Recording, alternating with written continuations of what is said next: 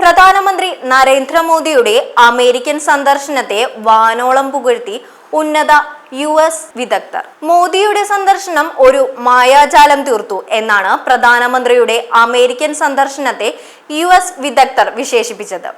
US president Donald ട്രംപുമായുള്ള ഉഭയകക്ഷി ചർച്ചകളിൽ അദ്ദേഹം മഹത്തായ വിജയം നേടിയെന്നും US പ്രസിഡന്റ് ഡൊണാൾഡ് ട്രംപുമായുള്ള ഉഭയകക്ഷി ചർച്ചകളിൽ അദ്ദേഹം മഹത്തായ വിജയം നേടിയെന്നും US ഭരണകൂടത്തിന്റെ ഭാഗമായിരുന്ന Ashley J Tellis, Lisa Curtis എന്നിവർ വ്യക്തമാക്കി. പ്രതിരോധ ഉപകരണങ്ങൾ മുതൽ വ്യാപാരം വരെയുള്ള വിശാലമായ കരാറുകൾ വഴിയുള്ള US ഇന്ത്യ ബന്ധം ട്രംപ് 2.0ക്ക് വളരെ മികച്ച തുടക്കമായിരുന്നുവെന്ന് സംശയമില്ലാത്ത കാര്യമാണ്.